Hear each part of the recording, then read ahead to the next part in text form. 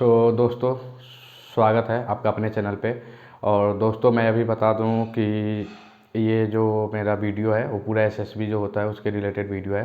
तो आप लोग शुरू से और लास्ट तक बने रहिएगा, क्योंकि क्या क्या उसमें एसएसबी में होता है, कैसे क्या प्रोसेस होता है, उससे रिलेटेड ये वीडियो पूरा रहेगा। और भी वीडियो मैं डालते रहूँगा, क्योंकि अभी मुझे टाइम नहीं मिलता है तो मैं वीडियो पूरा अपलोड नहीं कर पाता हूँ, मतलब डेली बाय डेली अपलोड नहीं कर पाता हूँ, क्योंकि टाइम नहीं रहता। मैं भी पढ़ता हूँ, आप लोग देख सकते हैं, तो इसलिए टाइम नहीं है मेरे पास ज़्यादा कि इन्फॉर्मेशन बता पाऊँ क्या क्या कैसे होता है। एसएसबी मैंने दिया है तो मुझे उसका नॉलेज है, और काफ़ी सारे दोस्तों ने, भाइयों ने कमेंट किया था कि बता दीजिए सर कैसे होता है और कैसे क्या क्या प्रोसेस होता है उसमें। और अभी हाल ही में एसएसबी नेवी के लिए शॉर्ट लिस्ट हो गया हूँ, जो कि मेरा भोपाल सेंटर है, मैंने अपने वीडियो में डाला भी है।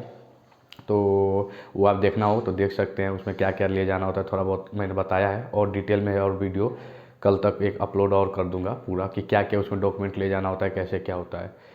तो फाइनली दोस्तों, शुरू से लास्ट तक बने रहिएगा, क्योंकि वीडियो स्किप करेंगे तो काफ़ी सारी इन्फॉर्मेशन आपकी मिस हो जाएगी। और प्लीज़, अगर आप इस चैनल पर नए हो तो प्लीज़ चैनल को लाइक करें और सब्सक्राइब करें, और प्लीज़ अपना सपोर्ट बनाएं चैनल पर, जल्दी से जल्दी मेरा चैनल को ग्रो करें। और दोस्तों, अभी प्रेजेंट में मैं आपको बता दूं कि एसएसबी जो होता है उसमें दो तरह से आप जा सकते हैं, दो तरह की एंट्री होती है। एक तो होता है शॉर्ट सर्विस कमीशन, जिसे एसएससी बोला जाता है, टेक, एसएससी टेक, जिसके थ्रू मैं गया था। उसमें जैसे क्या है कि बीटेक वाले ज़्यादातर अच्छी सीटें आती हैं, बीटेक वाले जाते हैं, चाहे वो किसी भी फील्ड से हो, मैकेनिकल, इलेक्ट्रिकल, कोई भी फील्ड हो, उससे मतलब नहीं है, सारे डिपार्टमेंट से उसमें आता है। और कुछ बीएससी का भी आता है, कभी कभी एमएससी रिलेटेड भी आता है। तो ये तो हो गया शॉर्ट सर्विस, मतलब 12 साल का रहता है बस। उसके बाद से आपको टर्मिनेट भी कर सकते हैं, टर्मिनेट मतलब हटा सकते हैं, और नहीं तो रख भी सकते हैं, उनकी मर्जी होता है। बीच में एक मतलब एग्ज़ाम भी होता है, ठीक। तो ये हो गया। और एक होता है जो परमानेंट के थ्रू होता है, तो परमानेंट के थ्रू जाते हैं तो वो भी होता है, उसके थ्रू भी एंट्री होती है। अब इसमें जैसे कि आप अगर यूपीएससी के थ्रू, एनडीए, सीडीएस, ये सब के थ्रू अगर जाते हैं, या एयरक्राफ्ट का आती है जो एयरफोर्स का आता है, उसके थ्रू अगर आप जाते हैं दोस्तों, तो उसमें क्या है कि आपका इंटरव्यू होगा, पहले तो पेपर होगा, उसके बाद से आपको एसएसबी के लिए शॉर्टलिस्ट किया जाएगा।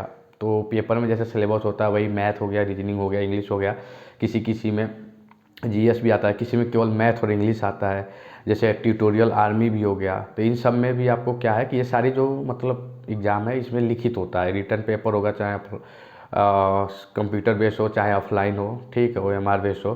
तो ये चीज़ होता है। उसके बाद से फिर आप अगर रिटर्न क्वालिफाई कर जाते हैं तो आप शॉर्टलिस्ट हो जाएंगे एसएसबी के लिए, फिर आपको एसएसबी देने जाना होगा।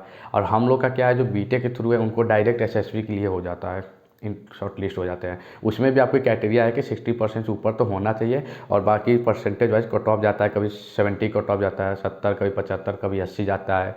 जहाँ तक मैं जानता हूँ, देखा हूँ कि नेवी में ज़्यादा कट ऑफ जाता है, 80 एबव भी जाता है, आर्मी में थोड़ा कम जाता है। तो इसमें आपको डायरेक्ट एसएसबी के थ्रू हो जाते हैं आप। और उसके बाद से एसएसबी के बाद आप जाने के बाद से वहाँ पे शॉर्टलिस्ट हो जाएंगे, तो आपको कॉल लेटर आ जाएगा कि आपको शॉर्टलिस्ट हो चुके हैं, और यहाँ पे रिपोर्टिंग करना है, और उसके बाद से आपको ये डॉक्यूमेंट लेकर आनी है, ठीक। उसके बाद से आपका फर्दर एसएसबी 5 दिन का होता है। पहले दिन क्या होता है कि सब जगह थोड़ा अलग अलग होता है, लेकिन मोस्टली यही होता है कि 6 बजे सुबह मॉर्निंग में, 6 o'clock मॉर्निंग में आपका रिपोर्टिंग टाइम होता है। वहाँ आपको सुबह सुबह नाश्ता करा देंगे, ब्रेकफास्ट दे देते हैं। उसके बाद से आपका डॉक्यूमेंट वेरिफिकेशन का प्रोसेस चलता है। डॉक्यूमेंट वेरिफिकेशन के बाद से वो आपको पूछते हैं कि कौन कौन मतलब आर्मी के, मतलब उसके रिलेटिव में कोई आर्मी, नेवी, एयरफोर्स किसी में है तो उनका वो डिटेल पूछते हैं, नहीं है तो कोई बात नहीं है। उसके बाद से और बात काफ़ी सारी प्रोसेस होती है कि क्या कैसे होता है। उसके बाद से वो ले जाते हैं, मतलब, और उसके बाद से ओएआर होता है, फिर पीपीडीटी होता है, फिर पीपीडीटी के बाद से आपका वो होता है, एक ग्रुप डिस्कशन होता है, उसमें पैनल मेंबर बैठे रहते हैं, फिर आपका रिजल्ट आता है। और उसी दिन, जैसे मुझे लगता है 2 से 12, 1-2 बजे तक आपको वहीं पे, अगर आप इन नहीं हुए तो आप आउट हो जाते हैं, स्क्रीन आउट हो जाते हैं अगर, तो वहाँ पे वहीं से आपको रिटर्न भेज दिया जाता है घर।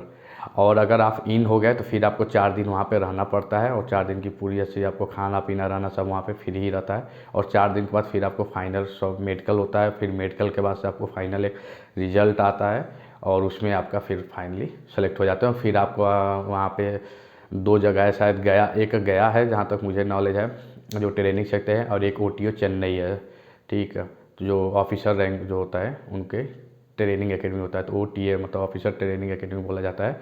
तो उसके थ्रू आपका चेन्नई में वहाँ पे आपकी ट्रेनिंग होती है। और भी डिटेल है काफ़ी सारा वीडियो, चूँकि वीडियो लंबा हो जाएगा दोस्तों, इसीलिए मैं शॉर्ट वीडियो मतलब 5 से 7 मिनट की एक एक वीडियो ला के और भी डिटेल में बताते रहूँगा। तो चैनल को लाइक करें और सब्सक्राइब करना भूलें। और थैंक यू सो मच। चलती है, मिलते हैं कल।